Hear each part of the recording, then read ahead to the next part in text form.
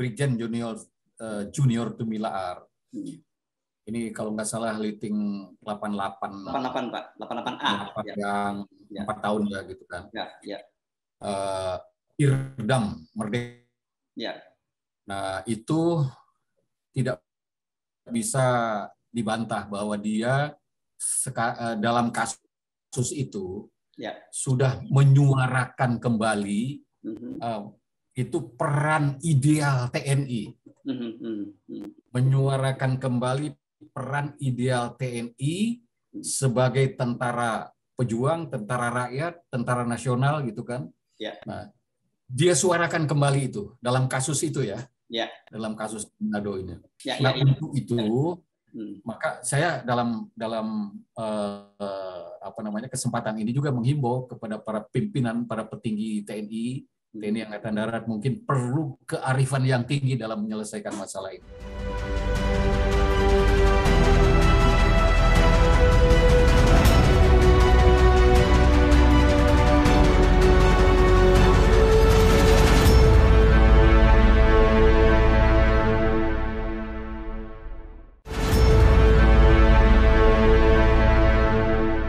Assalamualaikum warahmatullahi wabarakatuh. Apa kabar? Kembali berjumpa dengan saya, Hersu Beno Arif dari Forum News Network.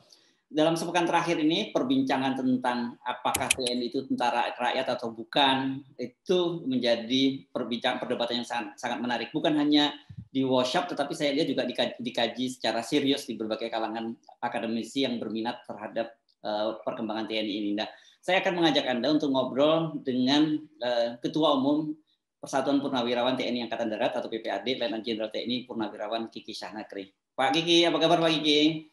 Alhamdulillah, baik. Mas Sari. Masih segar. Ya, masih segar terus Pak Kiki ini. Pak Kiki, itu saya kira saya langsung saja bertanya kepada Bapak ini soal heboh bahwa apakah TNI itu sebenarnya masih TNI tentara rakyat atau doktrinnya sudah berubah sebenarnya sekarang ini? Ya, ini kan dari pernyataannya Pak Agus Wijoyo ini yang membuat heboh, viral di banyak sekali grup WA itu. Purnawirawan, termasuk yang aktif loh. Betul. Juga kalangan-kalangan sipil gitu kan. Nah, kalau saya memperhatikan, menyimak apa yang Agus Wijoyo sampaikan dalam video itu, saya berkesimpulan bahwa ini sebuah falasia dari Agus Wijoyo, sesat pikir dari beliau, gitu kan. Paling tidak saya menemukan dua hal yang keliru gitu di dalam berpikir dia. Yang pertama itu adalah dia kan mengatakan bahwa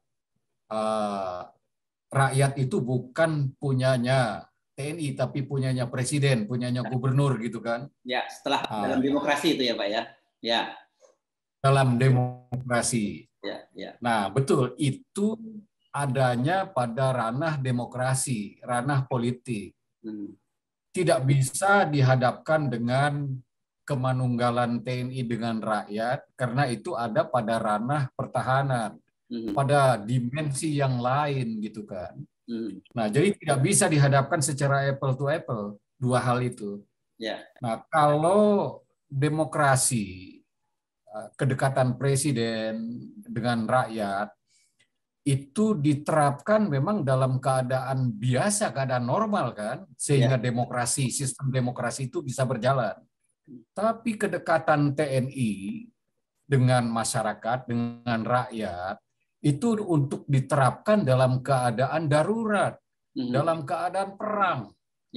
Nah, tapi kita tidak bisa itu menunggu perang dulu baru ada kedekatan, kan nggak bisa. Harus dibina, disiapkan sejauh mungkin, seawal mungkin, dan itu harus dilakukan secara berkesinambungan.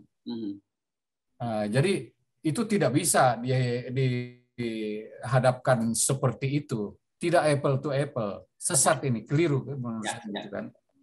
Nah, yang kedua saya menemukan dalam statementnya beliau itu kan dikatakan bahwa kemanunggalan TNI rakyat itu untuk perorangan kan begitu ya. Untuk secara perorangan, bukan secara lembaga. Bukan sebagai institusi. Nah, ini coba kita runut gitu kan. Hal ini kita runut dari Undang-Undang Dasar. Ini kedekatan kemanunggalan ini amanah Undang-Undang Dasar. Ya. Coba kita runut dari Undang-Undang Dasar 1945 pasal 27 ayat 3.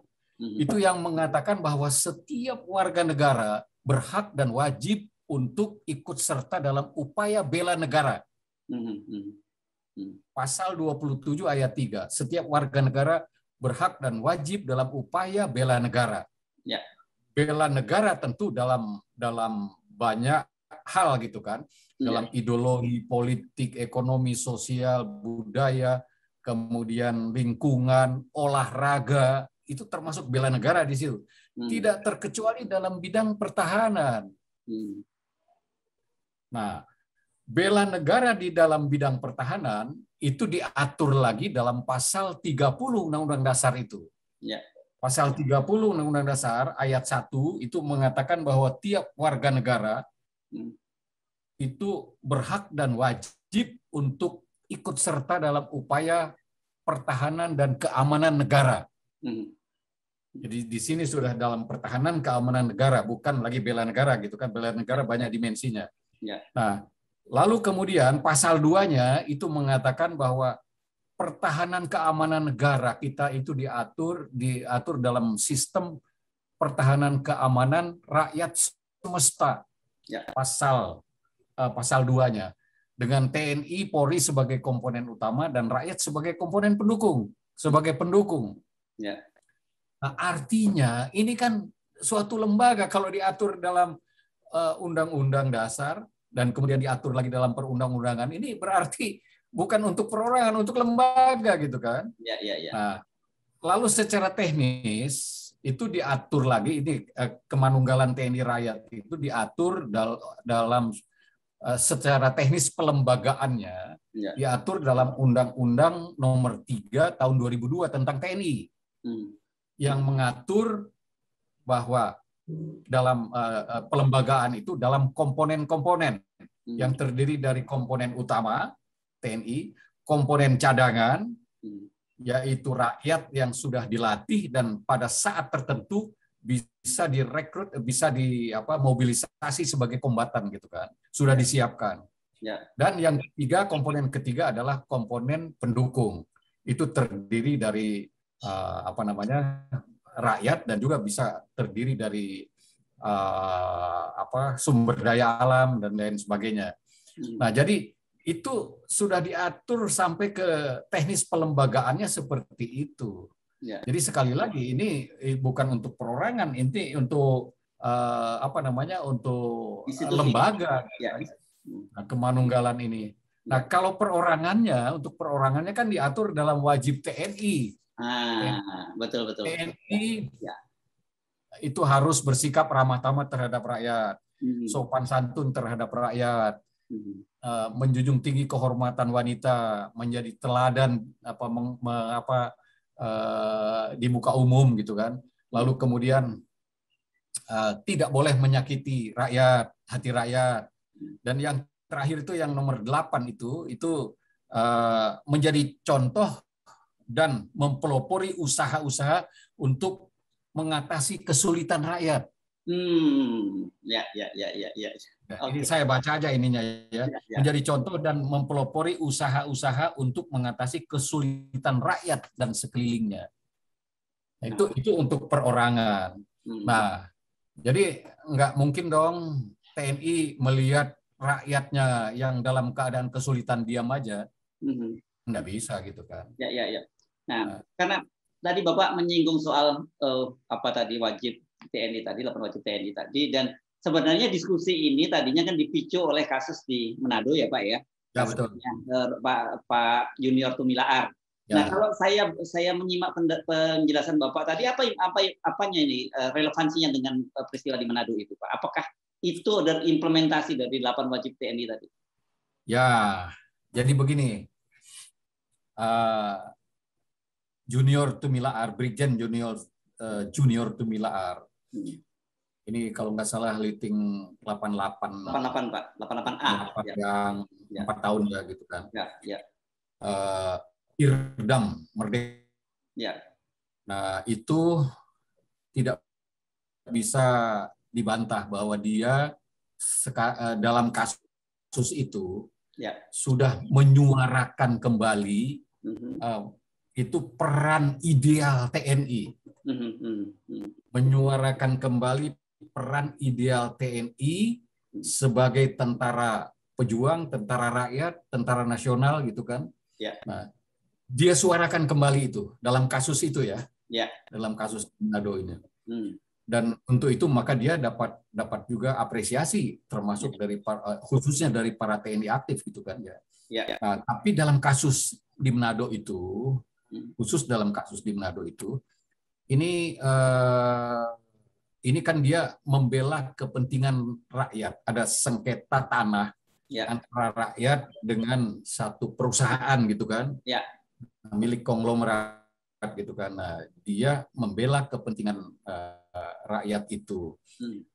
Awalnya dibela oleh Babinsa gitu kan. Betul. Dan dia membela Babinsa itu gitu kan. Nah, dalam konteks ini, dalam kasus ini, itu saya tidak tahu apakah ada pelanggaran disiplin atau pelanggaran hierarki garis komando yang dilakukan oleh Junior Tumilaar. Saya tidak tahu sejauh itu. Akan dalam hal ini ya sekarang kan sedang diproses itu ya, biar aja diproses sebagaimana mestinya. Tapi yang tidak bisa terbantahkan tadi itu adalah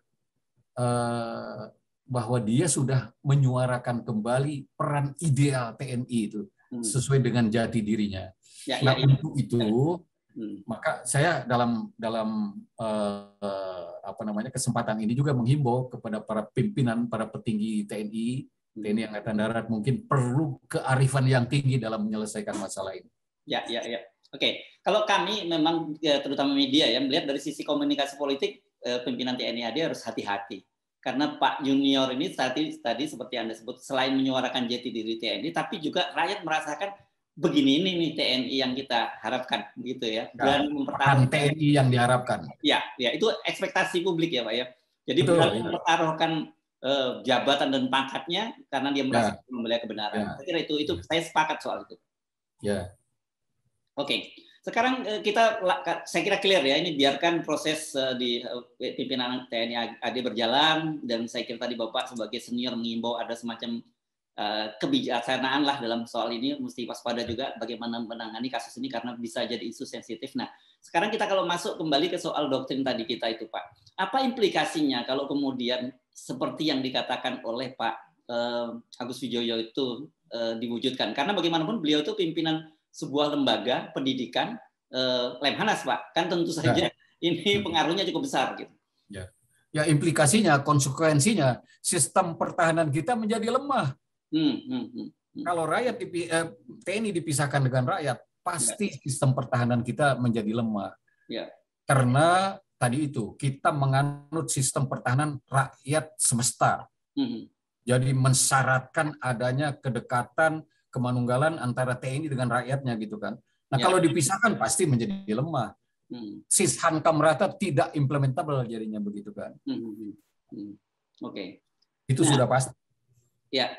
Tetapi kan seperti saya sebutkan tadi, ini kan ada kecenderungan banyak juga generasi muda, bukan hanya di kalangan TNI, generasi muda kita sekarang juga sudah mulai lepas dari sejarah kita, kesejarahan TNI, dan melihat bahwa sekarang eranya demokrasi memang harusnya berbeda, apalagi orang melihat bahwa bahayanya kalau itu dibiarkan nanti TNI kembali berpolitik. Ada kekhawatiran semacam itu, Pak? Saya kira kalau pada keadaan sekarang yang mengawasi TNI untuk tidak kembali berpolitik itu sudah sangat bagus. Sekarang kan peran masyarakat, peran rakyat, peran civil society itu sudah sangat mengedepan gitu kan. Dan juga yang perlu menjadi perhatian bahwa ada kesadaran TNI sendiri dari dalam. Tidak ingin lagi kok kembali ke dalam dunia politik seperti itu. Dulu ketika saya masih aktif, itu ada penilaian bahwa ternyata akibat dari terlalu lamanya TNI berada di dalam kolam politik, maka kapasitas TNI, kompetensi TNI, termasuk dengan karakter TNI, itu terjadi penurunan drastis loh pada saat itu. Akibat terlalu lamanya berada di kolam politik. Maka ada kesadaran TNI dari dalam juga tidak ingin lagi kembali ke sana. Jadi itu kekhawatiran itu barangkali bersifat politis itu. Ya. Nah, karena ini berkaitan dengan tentu saja kalau kita sebut salah satunya memang menarik dari politik, tapi kemudian peran komando teritorial. Gitu. Kan ada pemikiran juga, Pak Agus juga bahkan menyatakan begitu, kalau perlu kodim-kodim itu dihapus gitu. Tapi padahal dengan kalau saya tidak salah menangkap apa yang disampaikan oleh Pak Kiki tadi, justru kalau baru ketika ada kebutuhan, ada mau perang baru teritorial dibangun, ya agak sulit Pak mewujudkan Siskankam merata tadi. Ya betul, Anda benar sekali. Jadi saya jelas sangat tidak setuju. Dulu juga ketika masih dinas saya tentang betul itu. Nggak bisa komando teritorial dibubarkan. Bahkan ketika saya Asop Kasat, ada wartawan-wartawan Amerika yang datang ke tempat saya itu menanyakan bagaimana penghapusan komando teritorial. Nggak ada dalam rencana Angkatan Darat menghapus komando teritorial, saya bilang. Itu sampai kapanpun akan tetap dipertahankan. Nah, kenapa? Karena begini, kita runut lagi sekarang dari kita kan secara konstitusional, amanah konstitusi bahwa sistem pertahanan yang harus dilaksanakan oleh bangsa ini adalah sistem pertahanan keamanan rakyat semesta. Amanah konstitusi loh gitu kan. Pasal 30 tadi. Nah, derivasi dari sistem pertahanan keamanan rakyat semesta itu kan harus diatur bagaimana pemeranan rakyat dan pemeranan TNI gitu kan. Nah, Siskankam Merata itu mengatur itu gitu kan, mengatur bagaimana peran masyarakat, peran TNI dalam sistem pertahanan gitu kan. Nah, untuk itu rakyat seperti tadi harus diorganisir untuk kepentingan pertahanan, harus dilatih, dibina, disadarkan untuk kepentingan pertahanan. Nah, untuk itulah ada yang namanya fungsi pembinaan teritorial. Nah, untuk mewujudkan itu tadi. Nah, fungsi pembinaan teritorial ini bukan monopolinya TNI. Binter ini adalah fungsi dari pemerintahan.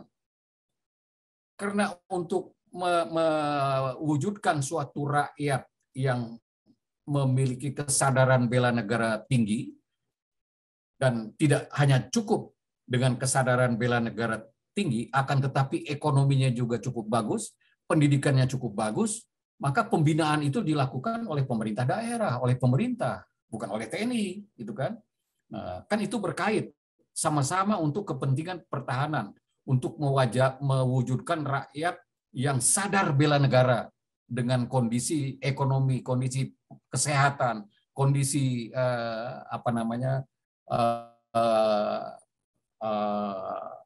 yang baik gitu kan. Nah, itu menjadi kewajiban pemerintah daerah. Nah, di dalam itu ada memang fungsi pembinaan teritorial yang menjadi bidangnya TNI. Nah, antara lain seperti dikatakan tadi, bagaimana di suatu daerah, karena sistem Hankam Rata itu antara lain, ya ciri dari sistem Hankam Rata itu, selain kerakyatan, juga kewilayahan. Jadi masing-masing wilayah itu harus mampu secara mandiri untuk mempertahankan wilayahnya. Jadi ada cirinya kerakyatan, kewilayahan gitu kan. Nah, untuk itu masing-masing wilayah perlu melakukan suatu pembinaan untuk mengorganisir tadi rakyat yang sudah terbina tadi, rakyat yang sudah kesadaran bela negaranya tinggi tadi, untuk diarahkan untuk kepentingan pertahanan. Nah, inilah kepentingannya komando teritorial di situ untuk melakukan pembinaan itu. Nah, jadi kalau itu dibubarkan, sama saja dengan membubarkan sistem pertahanan kita sendiri gitu kan. Dan komando teritorial ini bukan hanya di Indonesia, di banyak negara, di Thailand juga ada gitu kan, di banyak negara juga ada. Ya, Pak, apa relevansinya sekarang dengan era yang sudah berubah? Kan pertempuran sekarang, kalau kita nyebutnya begitu, tidak lagi perang konvensional seperti kita bayangkan sebelumnya, seperti perang gerilya dan sebagainya. Tetapi sekarang kan eranya digital. Gitu. Bagaimana implementasinya? Apakah masih relevan berkaitan dengan teritorial tadi itu? Masih sangat relevan. Perkembangan teknologi, khususnya teknologi informasi, itu kan sebenarnya menjadi alat mempermudah sistem pertahanan. Kalau kita mampu menerapkan itu, akan tetapi tidak bisa dengan hanya itu memenangkan pertempuran, memenangkan peperangan, kan nggak bisa. Nah, kita bisa berkaca barangkali kepada apa yang terjadi di Afghanistan misalnya. Nah, Taliban, dia bisa mengalahkan negara-negara besar, negara-negara dikuasa gitu kan. Mana mungkin itu bisa dilakukan tanpa dukungan dari rakyatnya, dari mayoritas rakyatnya gitu kan. Nah, pasti ada dukungan itu. Nah, itu juga menjadi pengalaman yang terjadi di Vietnam, kita sendiri pada masa yang lalu gitu kan. Jadi masih sangat, zaman sekarang pun masih sangat relevan kan gitu. Dan sebenarnya begini juga Mas Hari, sistem pertahanan rakyat semesta ini atau di banyak negara disebut sebagai total defense, itu juga diterapkan di banyak negara. Singapura sebagai contoh, dia juga menerapkan total defense gitu kan. Nah, dan saya kira Singapura sudah jauh lebih maju dari kita di dalam implementasi total defense itu. Saya pernah satu saat, itu sudah lama sih, sudah agak lama, saya menonton, kebetulan saya sedang berada di Batam pada saat itu. Terus kemudian menonton TV-nya Singapura. Kebetulan sedang ada suatu latihan mobilisasi dari defense itu. Jadi begitu diumumkan keadaan darurat, rakyatnya mereka sudah diatur, dia harus lapor di mana untuk menjadi apa gitu kan. Ada yang menjadi kombatan, ada yang tidak mendukung apa gitu kan. Rakyat sudah melapor kemana-mana ke lembaga militernya. Lalu kemudian kapal-kapal nih yang sedang berlayar, dia balik kanan, kemudian melapor kemana untuk digunakan untuk apa, untuk kepentingan pertahanan. Demikian pula yang lain-lain juga. Jadi sudah sangat implementable gitu kan. Dan dia latih setiap, mungkin secara periodik dia latih seperti itu. Nah, kita belum melaksanakan sejauh itu gitu kan. Tapi sekali lagi Sankam Rata itu atau total defense diterapkan juga di banyak negara gitu kan. Nah, logikanya begini. Maaf. Silakan. Jadi logikanya begini. Setiap negara kan menghadapi ancaman gitu kan. Nah, idealnya kemampuan militer kita bisa mengungguli ancaman yang dihadapi. Itu yang ideal kan.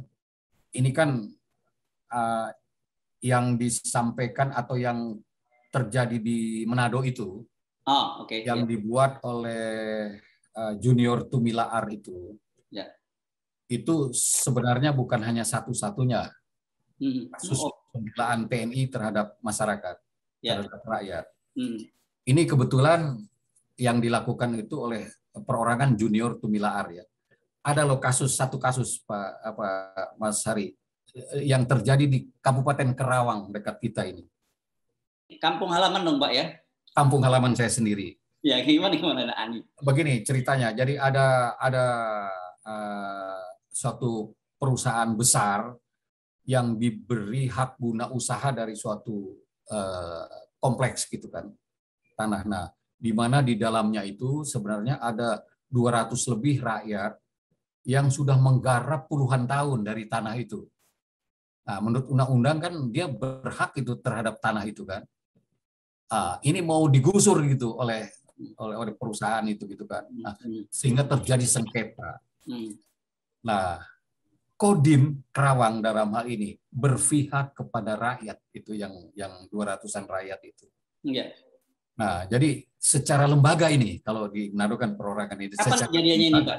Ya? Kapan kejadiannya? Itu kira-kira sudah lama, antara 2010-2015 lah. Ketika bupatinya masih Ade Iswara itu yang kemudian jadi apa. Nah, di antara 2010-2015. Lah, kemudian ini sikap Kodim ini didukung oleh satuan atasannya sampai ke Mabes TNI. Nah, kemudian juga dari kelembagaan ini ada koordinasi mungkin dengan BPN, Badan Pertanahan Negara, sehingga tidak pernah BPN mengeluarkan sertifikat untuk ini, untuk perusahaan ini. Perusahaan itu, ya.